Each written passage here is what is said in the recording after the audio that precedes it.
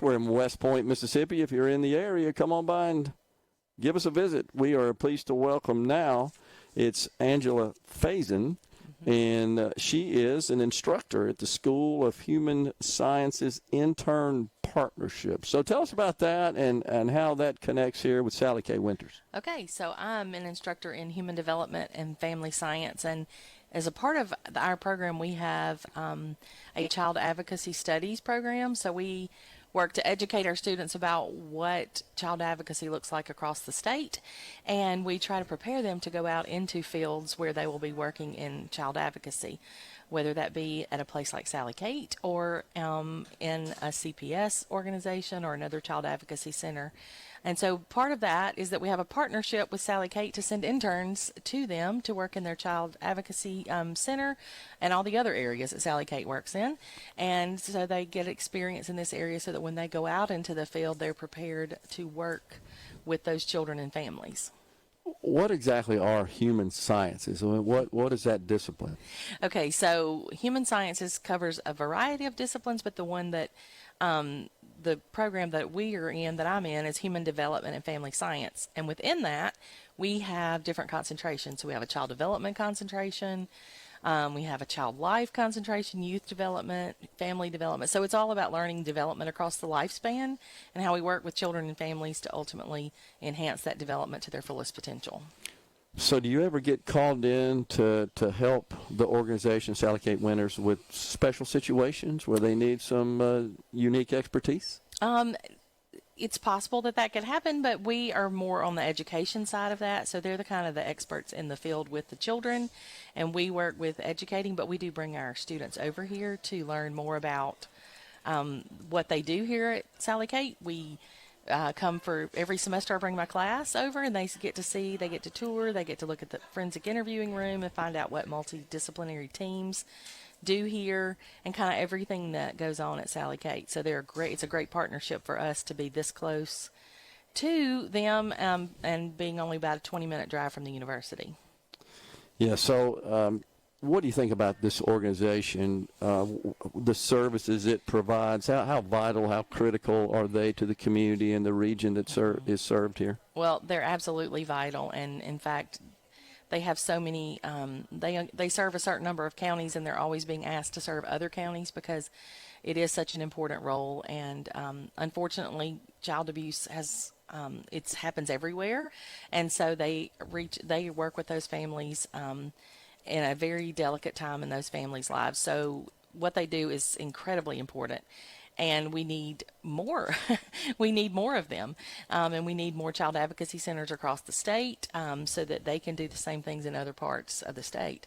But Sally Kate is a wonderful partnership for us and also a wonderful resource for their community and the surrounding counties. Now, do any of the folks that work at Sally Kate, do they also participate in your program, or have you done some instruction there? Yes, absolutely. So actually, a couple of the people who work at Sally Kate were my students, and they're now hired here as victim advocates, forensic interviewers, different things. And they come and often do trainings for us, for our students, and we also reciprocate that and can provide them with any resources that we can as well. And part of that is sending them students and interns that can be extra hands on deck for them.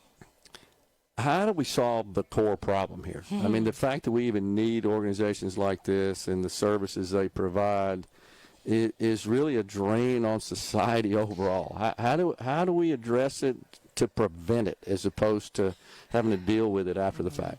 Well, that's a great question, and it's not an easy answer, but child abuse is something that our ultimate goal is to end it. I mean, there's no need, we should be able to end child abuse, but part of that comes from educating parents, educating all Americans about what it is and how to stop it. But one of the reasons that child abuse happens is because of trauma. Parents, other people who have had their own trauma, bring that trauma into relationships with children, and then that can lead into child abuse. And so ultimately we have to have a healthier, and that means mental health as well. We've got to promote mental health awareness, and we've got to try to eliminate trauma and help those who experience trauma to get some resources to help them through that. Is there anything, Angel, that we need to be doing at a state level or federal level, even with respect to laws or policies or regulations, to just assist organizations like this and maybe make their lives a little easier? Mm-hmm.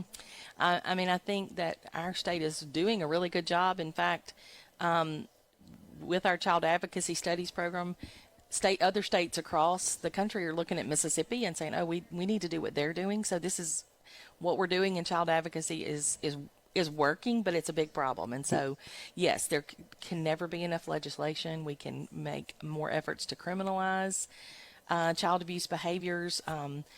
We can certainly have more policies that advocate for children and families. And so I think we're on the right track, but we have a ways to go.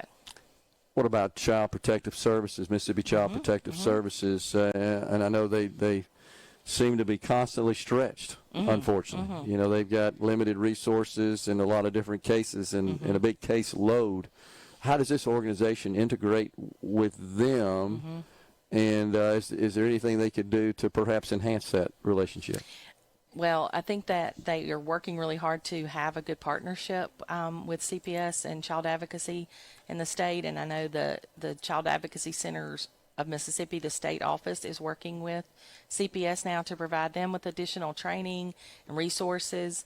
And I think that we are on a really good path to getting CPS some resources that they need. Yes, they're always stretched, and we need more workers, but we also need better training for those workers, which is what they're working on right now, so that those in CPS get the resources that they need to be successful and hopefully stay in those positions and have less turnover. Yeah. It just seems like this is a problem that we could certainly minimize to a great extent, and but it doesn't seem to be going away. It seems to be expanding. Right. Unfortunately, that it isn't going away. But if we keep doing what we're doing and hopefully adding resources and adding more opportunities for those in the field to get the resources they need, then we can hopefully start to reduce the number of cases that we see. Yeah. What sort of resources might this organization need that it currently doesn't have, just in your estimation? Is there anything that the folks who are donating could say, yeah, if I donated and they had enough funds, perhaps they could make those investments and bring on those assets and resources? Well, if they had more funds, they could hire more staff, which would allow them to possibly expand into more counties, and that is what's really needed, because there are a number of counties in this area that are not specifically served by one child advocacy center, and so Sally Kate tries to pick them up as a courtesy, and that is wonderful for them, but they get stretched as well. So more funds would allow them to serve more counties, which would serve more children to get the help that they need. How is these situations handled in other parts of the state? I mean, this is a marvelous organization that's been here a while and services this region, but we don't have these everywhere in the state. What happens there? Well, we do have child advocacy centers across the state, but and there are a number across the state. And in fact, there's a new one opening up in the Delta area now, but we don't have enough. And what we do have, they're going to be very similar. I'm in trying to serve too many counties, and so we need more child advocacy centers across the state. What about nationwide, Angel? I mean, is this a problem it's not unique to Mississippi? No, of course, it's not unique to Mississippi. We do follow a national model, though, for national child advocacy centers, so they do follow the same model across the country, and based on what I know, they're all dealing with the same situation. They need more help. They need more funds to be able to hire more people so that they can serve more children.